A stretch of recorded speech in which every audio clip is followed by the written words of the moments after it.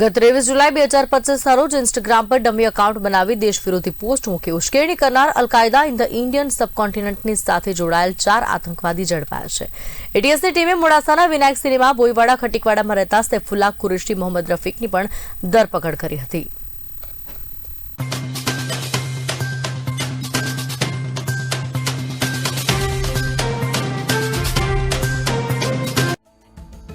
મોડાસાના ખાટકીવાડમાં રહેતા સૈફુલ્લાના ભાઈ અમીન કુરેશીએ મીડિયા સમક્ષ જણાવ્યું હતું કે સૈફુલ્લા રાત્રે ઘરે આવ્યા બાદ લગભગ 2 કલાક સુધી ફોન પર રહેતો હતો। તે ફોનમાં શું કરતો એની અમને કંઈ ખબર નથી। સૈફુલ્લાના મોટા ભાઈ અમીન કુરેશીએ વધુમાં જણાવ્યું હતું કે 22 તારીખે સાંજે ફોન આવ્યો હતો કે તમારા ભાઈને પૂછપરછ માટે લઈ જઈએ છીએ। ત્યારબાદ રાત્રે એસઓજીના 2 કોન્સ્ટેબલ આવ્યા હતા અને સૈફુલ્લાનું આધાર કાર્ડ લઈ ગયા હતા। ગુજરાત એટીએસ દ્વારા ફર્નિચર શોરૂમના માલિક તારિક બાંડી અને સહકર્મી ઉવેશ કાકરોલિયાને અમદાવાદ એટીએસ ઓફિસ લઈ જઈ નિવેદનો લેવામાં આવ્યા હતા, જેથી આ કેસમાં વધુ માહિતી અને સાક્ષીઓ મળી શકે। સૈફુલ્લાના સહકર્મી ઉવેશ કાકરોલિયાએ જણાવ્યું હતું કે તે 2 મહિનાથી જ અહીં કામ કરે છે। તે આગળના ભાગમાં કામ કરતો હતો અને સૈફુલ્લા પાછળના ભાગમાં કામ કરતો હતો। બપોરે રિસેસમાં 2:30 થી 3 વાગ્યા સુધી તે ફોન લઈને બેસતો હતો। તો સાંભળો શું કહી રહ્યો છે તેનો સહકર્મી। કાલ પોલીસ આવી ત્યારે મને ખબર પડી કે સોશિયલ મીડિયામાં એનું ગ્રુપ ચાલતો હતો ને હું આગળ બેસું ને પાછળ બેસતો હતો। હું અહીંયા 2 મહિનાથી નોકરી કરું છું।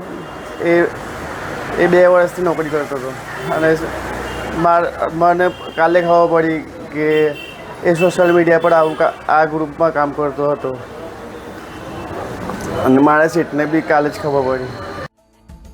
મોડાસામાં જૂની વિનાયક ટોકીઝ પાસે આવેલા ખાટકીવાડમાં રહેતો સૈફુલ્લા કુરેશી ફર્નિચર શોરૂમમાં નોકરી કરતો હતો અને સોશિયલ મીડિયા પર આતંકી પ્રવૃત્તિઓ ચલાવતો હતો। એટીએસને મળેલી બાતમી મુજબ તે સોશિયલ મીડિયા પર સક્રિય હતો અને લોકોને આતંકી પ્રવૃત્તિઓમાં જોડાવવાનું કામ કરતો હતો। ત્યારે ફર્નિચર શોરૂમના માલિકની પણ પૂછપરછ કરવામાં આવી છે। સૈફુલ્લા કુરેશી મોડાસામાં કોલેજ રોડ પર આવેલા ગઝાલી એન્ટરપ્રાઇઝ નામના ફર્નિચર શોરૂમમાં છેલ્લા 2 વર્ષથી કામ કરતો હતો।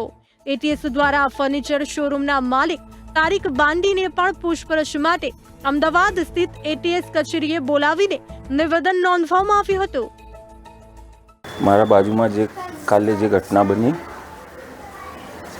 સૈફુલ્લા કુરેશી એ મારા બાજુના મકાનમાં રહેતો હતો।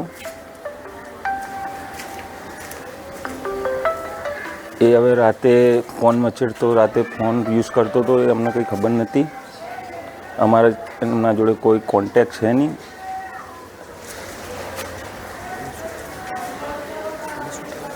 કાલે મીડિયા અને પોલીસ આવી હતી, એમને લઈને ગયા।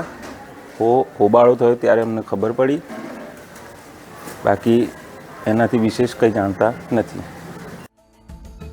અલ-કાયદાના આતંકવાદી મોડ્યુલ સાથે સંકળાયેલા અને સોશિયલ મીડિયા પર ભડકાઉ પોસ્ટ કરી ધાર્મિક કટ્ટરતા ફેલાવવાના આરોપસર ગુજરાત એટીએસે 2 ગુજરાતના મળી 4 શખ્સને ઝડપી પાડ્યા છે। આ 4 લોકો અલગ અલગ 5 ઇન્સ્ટાગ્રામ એકાઉન્ટ પર ભડકાઉ પોસ્ટ કરતા હતા। ભારતમાંથી લોકશાહી દૂર કરી શરિયત લાગુ કરવા સહિતના મુદ્દે ભડકાઉ લખાણ સાથે પોસ્ટ કરી ધાર્મિક કટ્ટરતા ફેલાવવાનું કામ કરતા હતા। 4 પૈકીનો એક આરોપી પાકિસ્તાનના લોકો સાથે પણ કનેક્શન ધરાવતો હોવાની વિગતો સામે આવી છે। 4 આરોપીએ ઇન્સ્ટાગ્રામ પર કરેલી ભડકાઉ પોસ્ટ ગુજરાત એટીએસના હાથે લાગી છે। અમદાવાદ કોર્ટ અને મોડાસાના આરોપી સૈફુલ્લા કુરેશી મોહમ્મદ રફીકને મોડાસા કોર્ટમાં રજૂ કરવામાં આવ્યો હતો। કોર્ટે બંને આરોપીના 14 દિવસના રિમાન્ડ મંજૂર કર્યા છે। અરવલ્લીથી અલ્પેશ રાઠોડનો અહેવાલ।